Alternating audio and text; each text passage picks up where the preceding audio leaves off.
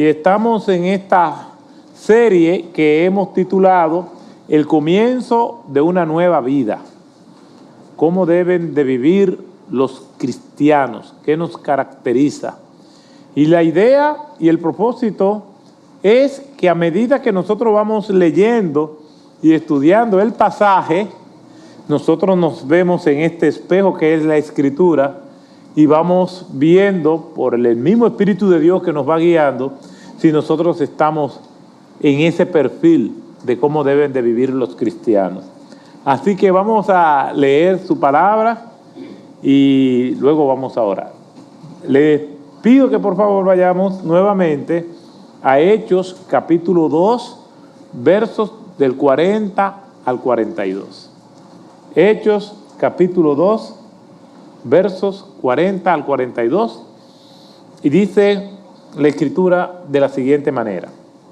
Un texto que ya conocemos bastante bien. Y con muchas otras palabras testificaba solemnemente y les exhortaba diciendo: sed salvos de esta perversa generación. Entonces los que habían recibido su palabra fueron bautizados y se añadieron aquel día como 3,000 almas. Y se dedicaban continuamente a las enseñanzas de los apóstoles, a la comunión, al partimiento del pan y a la oración. Oremos. Gracias te damos, Señor, porque nos permite estar aquí reunidos como pueblo tuyo. Ahora te rogamos, Señor, que nos perdone y tú quites cualquier cosa que pueda hacer, cualquier impedimento que intente bloquear que tu palabra sea expuesta con fidelidad y con claridad. Y a pesar de mis limitaciones, te ruego, Señor, que nos dirija y que tú hables a tu pueblo. En el nombre de Jesús. Amén. Un bosquejo sencillo, conciso, práctico de este texto, de las características de un creyente, es de la siguiente manera. 3 características de un verdadero cristiano. Número 1, oye la palabra de Dios. Versículo 40.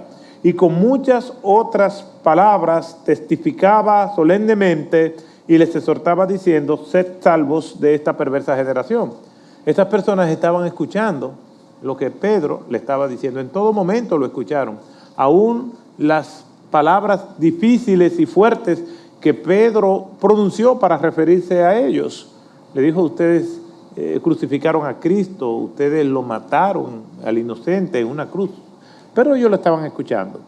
Un verdadero creyente oye la palabra de Dios. En segundo lugar, un verdadero creyente recibe la palabra de Dios. Versículo 41. Entonces los que habían recibido su palabra fueron bautizados y se añadieron aquel día como 3,000 personas. Y aquí yo quisiera ampliar un poco más este punto y este versículo. Los que recibieron su palabra, el Evangelio, lo que Pedro estaba predicando, la palabra de Dios, más de 14 referencias en el Antiguo Testamento del sermón de Pedro, y entonces ellos recibieron, a pesar de lo fuerte que era el mensaje, ellos lo recibieron porque quien está buscando de Dios no se fija tanto en las formas, sino en el mensaje. Y aunque Pedro lo que le estaba diciendo era fuerte, ellos terminaron recibiéndolo. Recibieron el mensaje y se bautizaron. Ya lo hemos dicho en otras ocasiones, el bautismo no salva. Hay personas que pueden tomar una decisión por Cristo superficial y pueden bautizarse y no ser cristianos. El bautismo no salva. Pero tampoco el bautismo es algo que se debe tomar con liviandad. Bueno, yo le entregué mi vida al Señor, yo me bautizo cuando yo pueda. Eso no es lo que enseña el texto. Lo que enseña el texto, y parece ser una práctica en el primer siglo, que la persona creía y en la primera oportunidad que tenía para bautizarse, la persona se bautizaba. Un verdadero cristiano es obediente en eso, y aquí lo dice. Los que habían recibido su palabra fueron bautizados. Parece ser algo que era normal. Cuando nosotros vamos al libro de los Hechos, capítulo 8, nos vamos a dar cuenta que eso parece ser así. Recuerden que Felipe estaba predicando en Samaria, y en Samaria tuvo un ministerio muy exitoso, y después de ser exitoso en Samaria, entonces el Señor lo condujo hasta la ciudad o hasta la zona desértica, donde un etíope venía desde Jerusalén, venía desde la ciudad de Jerusalén porque estaba adorando. Era probablemente un prosélito. Un prosélito era una persona que se había convertido al judaísmo sin ser judío, un gentil. Entonces, esta persona venía leyendo la Escritura y el Señor le dijo a Felipe que se le acercara a ese señor que venía cruzando el desierto en su carruaje. Y entonces, mientras iba en el carruaje, Felipe se le acercó y le preguntó, ¿entiendes lo que lees? Le dijo. Y aquí, una vez más, me detengo para recordar que el Evangelio no se siente, se entiende. Muchas personas se están condicionando el ser cristiano a lo que sus emociones les puedan decir. Si yo siento esto, yo lo hago. De hecho, yo he escuchado personas, y sé que ustedes también, decir, no, porque si yo no siento una cosa, yo no la hago. Y lo dicen como con cierta propiedad.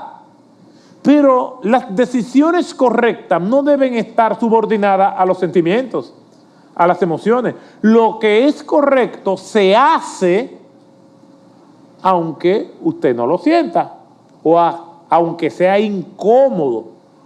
Y es cómodo una prueba de COVID, que le meten el palo eso que a veces hasta por los oídos le sale a uno. Eso no es cómodo, pero eso hay que hacerlo. La mascarilla es cómoda. No es cómoda la mascarilla, pero es lo correcto. Si uno se lleva de lo que uno siente, entonces muchas cosas, muchas decisiones van a ser erráticas. Yo aprendí algo, o mejor dicho, intento aprenderlo.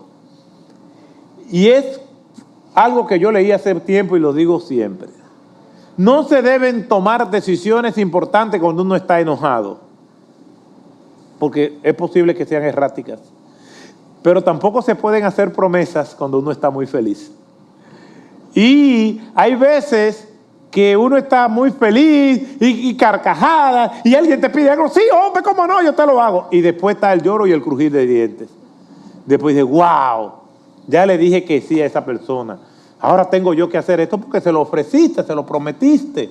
O personas que han tomado decisiones en un arrebato de ira y probablemente enfrentan consecuencias permanentes. La ira es mala consejera. Entonces, eso es simplemente una muestra para que nosotros veamos la trascendencia de la pregunta que le hace Felipe al etíope. ¿Entiendes lo que lees? No le está diciendo, lo sientes. ¿Y qué tú sientes cuando tú lees este pasaje? Eso no es lo que Felipe le dice. Y vamos a leer el texto en Hechos capítulo 8, versículo 30. Cuando Felipe se acercó corriendo, le oyó leer al profeta Isaías y le dijo, ¿entiendes lo que lees? Y entonces, a continuación, desde el versículo 32 hasta el versículo 33, es la porción que el etíope viene leyendo. Entonces, dice el versículo 34, el eunuco le dijo a Felipe, te ruego que me digas, ¿de quién dice esto el profeta? ¿De sí mismo o de algún otro? Entonces Felipe abrió su boca y comenzando desde esta escritura, le anunció el evangelio de Jesús. La palabra que se traduce ahí como anunció, ¿sabe cuál es? evangelizó. De hecho, evangelizó viene de evangelio, y evangelio viene de un término griego que es evangelión, que significa buenas nuevas. Es decir, él le predicó el evangelio de Jesucristo. ¿Y qué fue lo que le predicó? ¿Cuál es el contenido esencial y básico del evangelio? Bueno, que nosotros nacemos pecadores. Eso es una sentencia judicial que tenemos en contra de nosotros. Nosotros nacemos pecadores. En segundo lugar, que el Señor nos ama.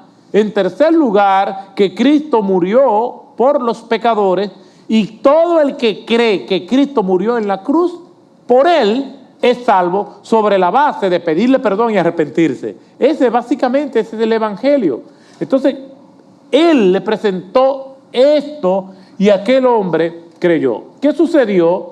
Que iban pasando por un lugar donde había agua. Dice el versículo 36 de Hechos 8, yendo por el camino llegaron a un lugar donde había agua, y el eunuco dijo: mira, agua, ¿qué impide que yo sea bautizado? Entonces Felipe le dijo: si crees de todo corazón o con todo tu corazón, puedes. Y él respondió y dijo: creo que Jesucristo es el Hijo de Dios. Al decir creo que Jesucristo es el Hijo de Dios, está diciendo yo creo que Jesucristo es el Mesías, el que vino a morir por nuestros pecados. Todo lo que es un resumen del Evangelio en esa expresión está contenida. Cristo es el Hijo de Dios. O sea, que se bautizó. No solamente lo vemos en aquellos a quienes Pedro le predicó, en Hechos capítulo 2, versículo 41, donde dice: entonces los que habían recibido su palabra fueron bautizados, y se añadieron aquel día como 3,000 almas. Un verdadero creyente debe bautizarse. Ahora vamos a tener bautismo. El primer bautismo desde que comenzó la pandemia. No lo pudimos hacer el año pasado y ahora lo vamos a hacer. Si usted creyó en Jesucristo, entienda que el bautismo no es una graduación de cristiano. El bautismo es una evidencia pública de nuestra fe, un acto de obediencia al Señor. No salva, pero todo el que es salvo, si tiene la oportunidad de bautizarse, debe bautizarse. ¿Por qué digo si tiene la oportunidad? Porque una persona, como me ha tocado a mí, que están postrado en cama, que tú le predicas, y esa persona recibe el Evangelio de Jesucristo, no le podemos decir, ahora tiene que bautizarse, porque no tienen los medios de bautizarse. Y el Señor es tan sabio que esa excepción la hace en la cruz del Calvario. Salvó al ladrón que recibió su mensaje para darnos a entender que no somos salvos por bautizarnos. Ahora, todo el que es bautizado es salvo porque creyó en Cristo, no porque se bautizó. Y todo el que creyó en Cristo, si tiene los medios, no va a esquivar bautizarse. Porque el bautismo no es para perfectos. Estamos camino a la perfección, pero no la vamos a lograr. Ahora, mientras más la buscamos, mejores somos. Siempre digo, no alcanzaremos las estrellas, pero debemos volar en dirección a ellas. Y Cristo nos prepara todas las condiciones para que nosotros crezcamos en Él. ¿Dónde? Miren lo que dice el versículo 42. Y se dedicaban continuamente a las enseñanzas de los apóstoles, a la comunión, al partimiento del pan y a la oración. ¿Qué significa eso? Que los verdaderos cristianos viven la palabra de Dios y estaban estudiando la Escritura, creciendo en el Señor, en la comunión unos con otros. Entonces, todo eso nosotros lo hemos visto y nosotros procuramos vivir eso, con nuestros tropiezos, con nuestras caídas, limitaciones, pero siempre mirando a Cristo.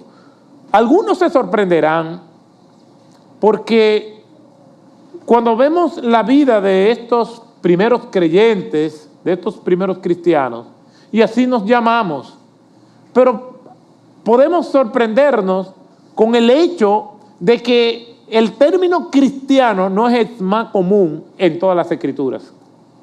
De hecho, el término cristiano en plural o en singular solamente aparece 3 veces en toda la Biblia, Y las 3 veces es en el Nuevo Testamento.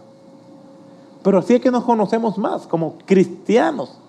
Vamos a ver los 3 únicos pasajes en toda la Biblia donde aparece el término cristiano. El primero se encuentra en Hechos capítulo 11, verso 26.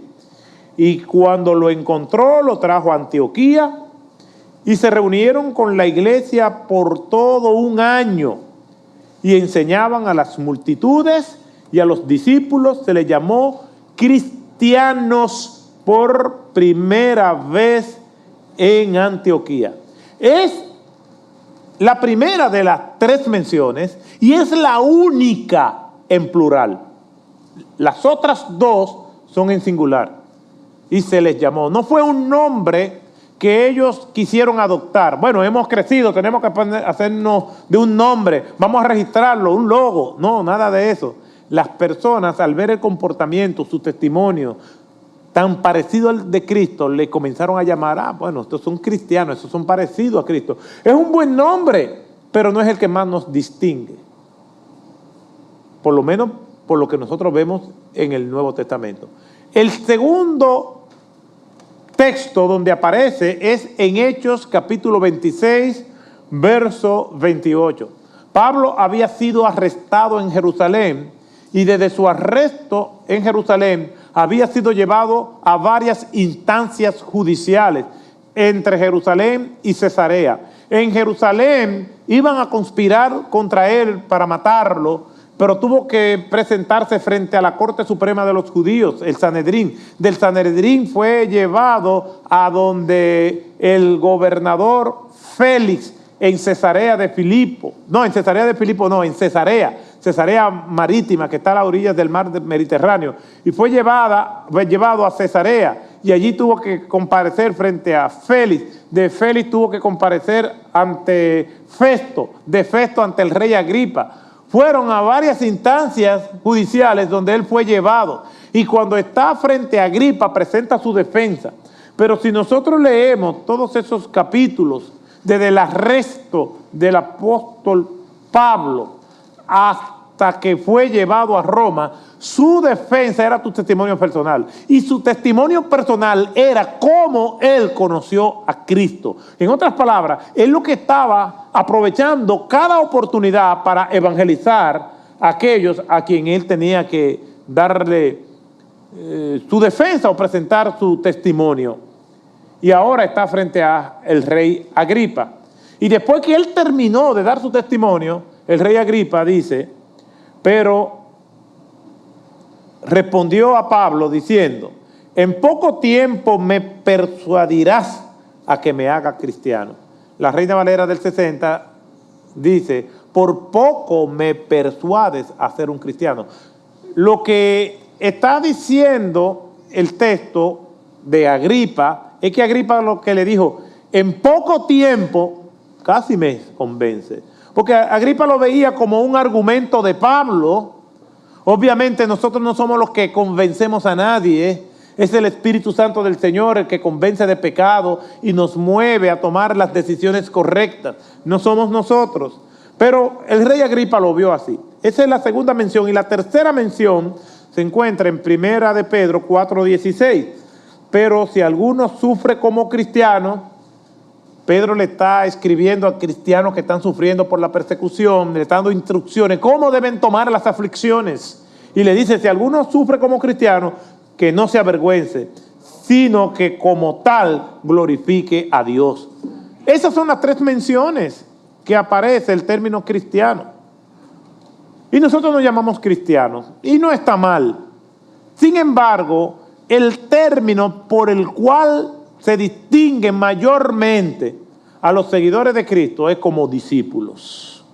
Más de 250 referencias en todo el Nuevo Testamento. En el libro de los Hechos de los Apóstoles, solamente en el libro de los Hechos de los Apóstoles hay 25 referencias y todas se refieren a seguidores de Cristo. Discípulos es lo que más debería distinguirnos. Discípulo denota nuestra práctica, lo que nosotros hacemos. Cristiano lo que indica es nuestra identidad. Está bien que nosotros pensemos de nosotros mismos como cristianos, pero también tenemos que pensar en nosotros mismos como discípulos. De hecho, me atrevo a decir a la luz de la Escritura que no hay un cristiano que no sea discípulo. No hay una persona que diga que es cristiana y que no es discípulo. Y si no se comporta como un discípulo, ¿qué? Entonces, honestamente, me arriesgo a decir no es cristiana. Porque un cristiano no es simplemente un nombre que nos da una identidad. Es lo que nosotros hacemos. Entonces, cristianos y discípulos vendrían a ser términos sinónimos. Lo que pasa es que no todas las menciones del Nuevo Testamento donde habla de discípulos se refiere a discípulo de Cristo. Entonces, cristiano y discípulo es lo que realmente nosotros somos. Porque hay discípulos de Juan el Bautista, que después se convirtieron en discípulos de Cristo.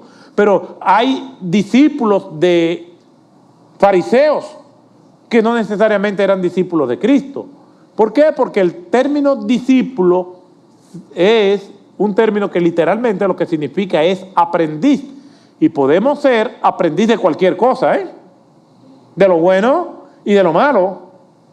Y todo el que está iniciándose en algún oficio, sea bueno o sea malo, se va ejercitando y experimentando como un aprendiz. Pero nosotros, los cristianos, no podemos decir que somos cristianos y no somos discípulos. El verdadero cristiano también es un discípulo. Ahora, esa vida del discípulo no es algo que establece Cristo. Lo que es ser un discípulo, en tener que vivir aprendiendo, en este caso de Cristo, es una estructura de crecimiento que nuestro Señor Jesucristo encontró. Y para ello vamos a tener que hacer un poco de historia y encontrar las raíces del discipulado cristiano en el Antiguo Testamento. Vamos a hacer un viaje al mundo al que Jesús llegó. La mayoría de los discípulos de Cristo, ¿de qué región eran? A ver si ustedes recuerdan eso. Está bien, muy bien respondido. Eran de la región de Galilea. De ahí eran la mayoría de los discípulos del Señor. De hecho, la gran parte del ministerio de Cristo se desarrolló en Galilea. Ahora, las personas que no eran de Galilea, principalmente los de Judea, los de la capital, Jerusalén, la capital de esa región era Jerusalén. Ellos, los de Judea y los de las otras demarcaciones, veían a la gente de Galilea como menores que ellos, como inferiores que ellos. Incluso los podían rechazar porque los de Galilea tenían contacto con gentiles constantemente. Recuerden que la región de Galilea tiene como epicentro el lago de Galilea, el mar de Galilea o mar de Tiberia, se le dice el mismo nombre.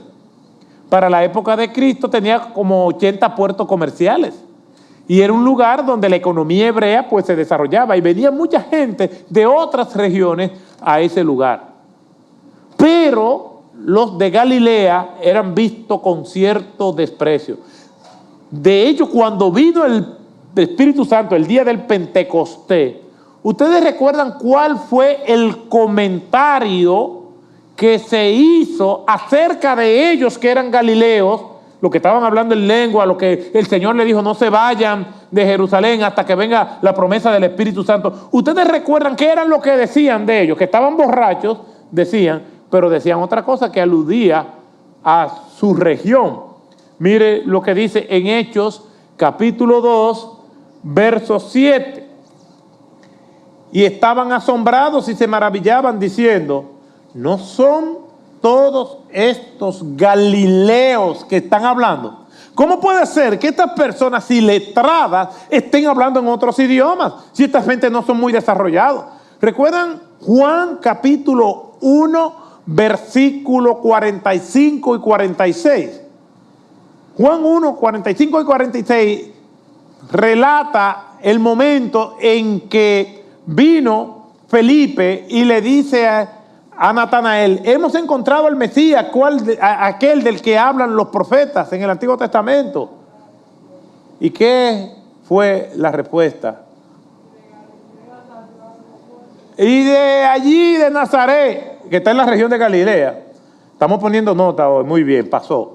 De esa región se ha levantado algún profeta, porque lo discriminaban. Entonces, los discriminaban porque ellos se exponían a los gentiles. Miren lo que dice Mateo capítulo 4, versículo 15. Tierra de Zabulón y tierra de Neftalí, camino del mar, al otro lado del Jordán, Galilea de los gentiles. ¿Por qué? Porque para ir de Galilea a Judea o viceversa hay 3 caminos. El camino del mar por la costa, que era el que usaba la mayoría de los comerciantes, porque el mar estaba cerca, el lago de Galilea, y ahí hacían sus intercambios mercantiles. Por eso le decían Galilea de los gentiles, ese camino del mar, y ellos hacían sus negociaciones. Ahora bien, estaba el camino de la montaña y el camino real, que era para la monarquía solamente. Entonces, ese era el concepto que se tenía de los galileos. Sin embargo, los galileos eran las personas que más amaban el estudio de las Escrituras. Eran las personas más devotas.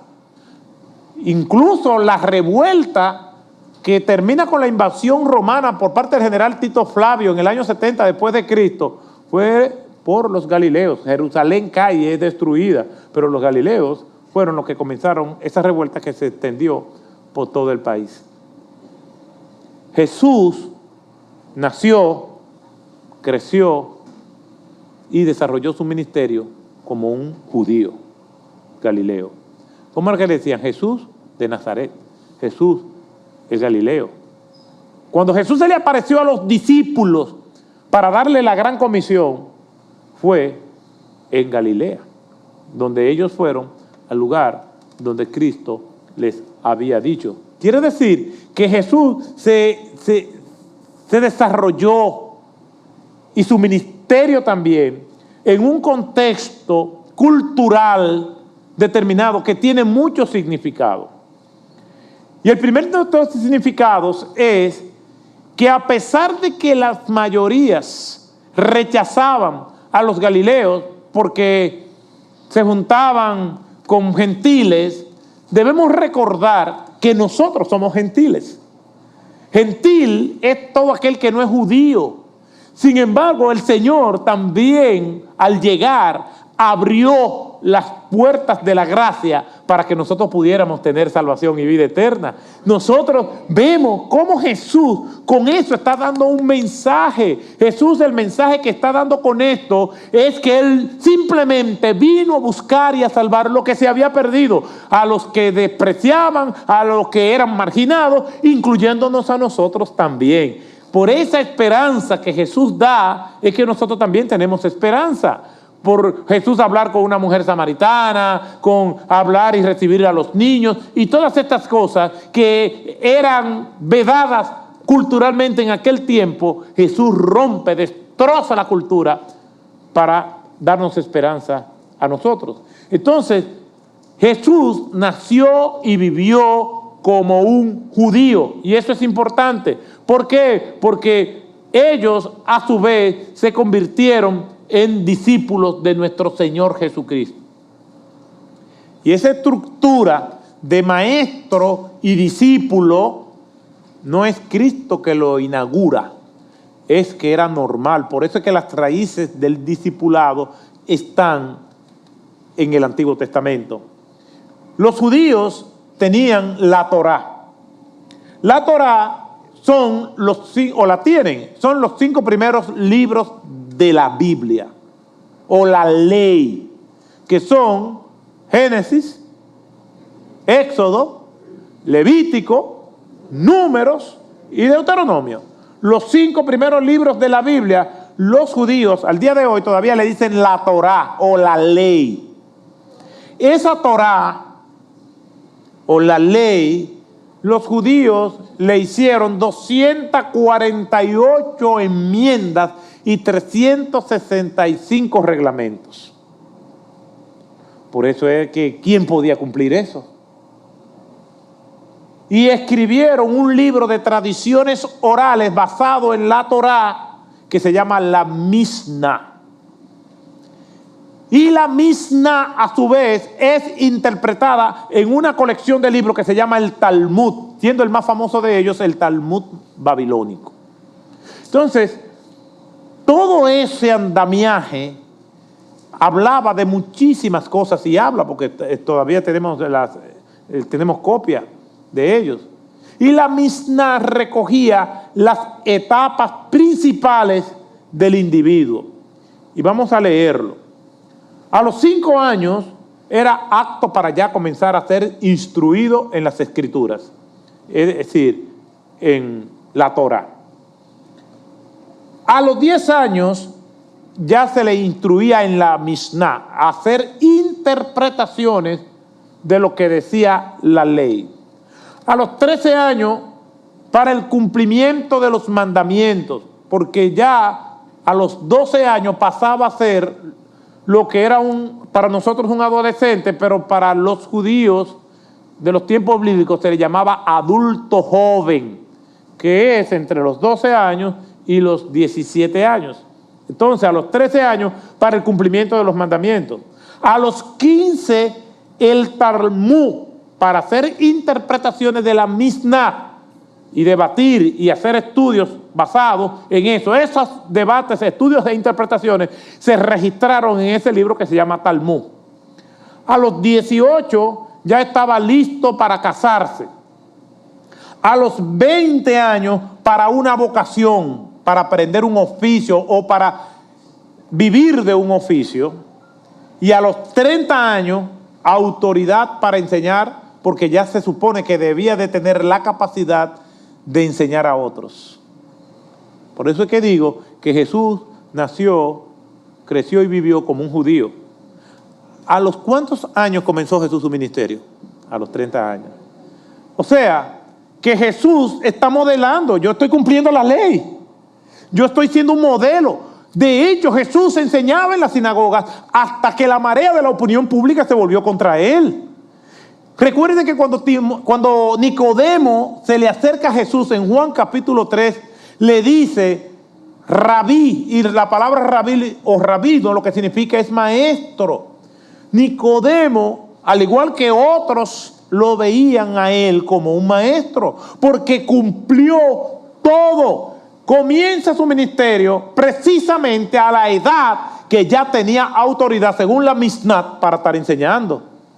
Por eso dice la Escritura en Mateo capítulo 5, versículo 1, que viendo la multitud subió al monte y sentándose vinieron a él sus discípulos.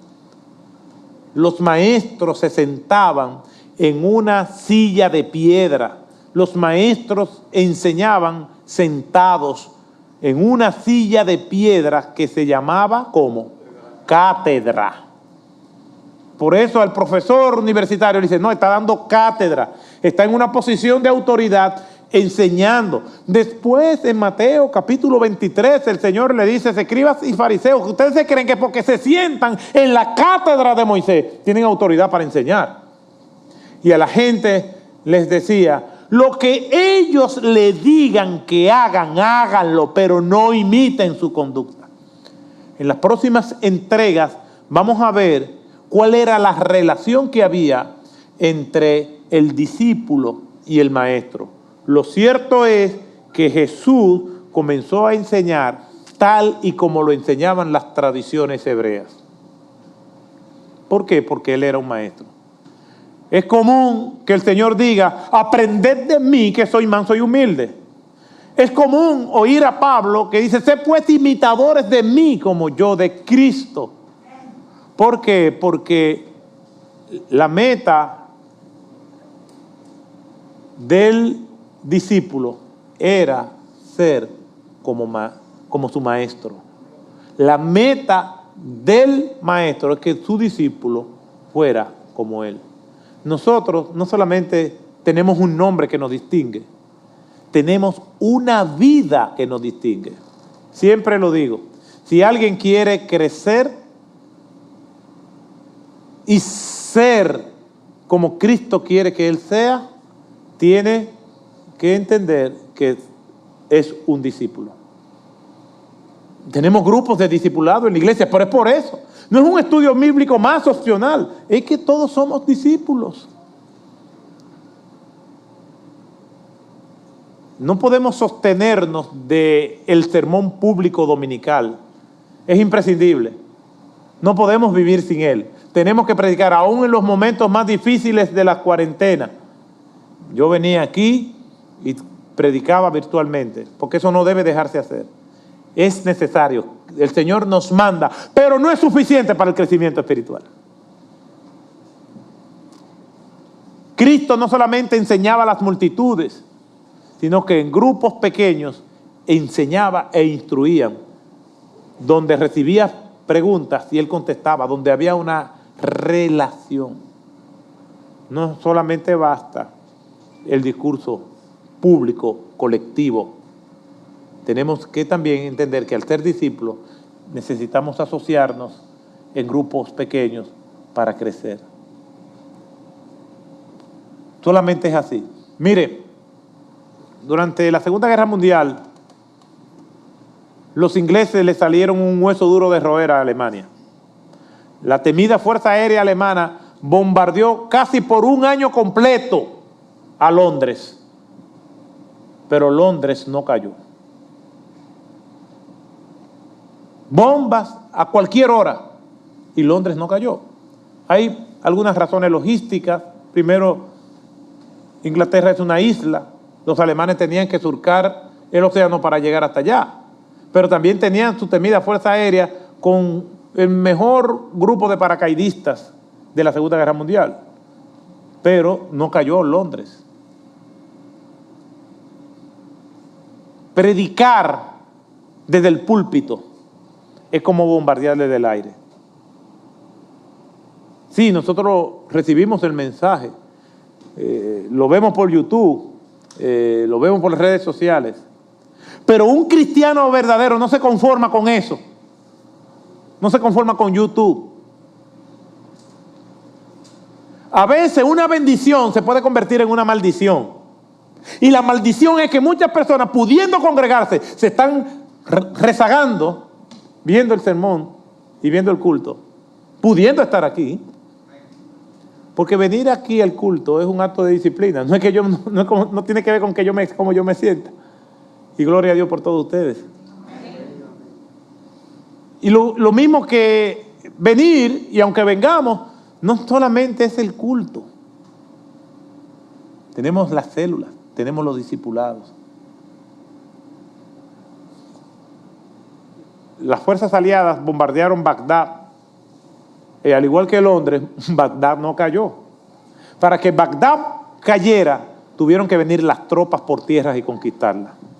Y enfrentarse cara a cara, que tiene su riesgo, terriblemente.